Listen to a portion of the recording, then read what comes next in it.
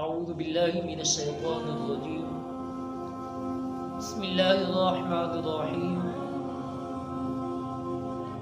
حضرت سیدنا عبداللہ بن عمر رضی اللہ تعالی عنہ سے روایت ہے، ایک شخص حضور علیہ الصلوۃ والسلام کی بارگاہ اقدس میں حاضر ہوا، عرض کی یا رسول اللہ صلی اللہ علیہ وآلہ وسلم، کون شخص اللہ تعالیٰ کو سب سے زیادہ محبوب ہے اور اللہ تعالیٰ کو کون سا عمل سب سے زیادہ پیارا ہے؟ حضور علیہ الصلوۃ والسلام نے فرمایا، جو شخص لوگوں کو زیادہ نفع پہنچائے وہ اللہ تعالیٰ کے محبوب ترین بندوں میں سے ہے۔ جو شخص مسلمان بھائی کی بھلائی کرے وہ اللہ تعالیٰ کے محبوب ترین بندوں میں سے ہے۔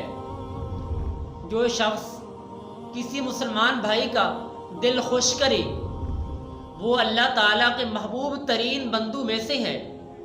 جو شخص کسی مسلمان بھائی کی پریشانی کو دور کرے وہ اللہ تعالیٰ کے محبوب ترین بندوں میں سے ہے۔ جو شخص کسی مسلمان بھائی کا قرض ادا کرے وہ اللہ تعالیٰ کے محبوب ترین بندوں میں سے ہے۔ جو شخص کسی مسلمان بھائی بھوکے کو کھانا کھلائے وہ اللہ تعالیٰ کے محبوب ترین بندوں میں سے ہے۔ جو شخص کسی مسلمان بھائی کی ضرورت کو پورا کرے وہ اللہ تعالیٰ کے محبوب ترین بندوں میں سے ہے۔ جو شخص کسی مسلمان بھائی کی ضرورت کو پورا کرنے کے لیے اس کے ساتھ چلا جائے تو حضور علیہ الصلوۃ والسلام نے فرمایا کہ مسجد نبوی شریف میں ایک ماہ کا اعتکاف کرنے سے وہ زیادہ بہتر ہے۔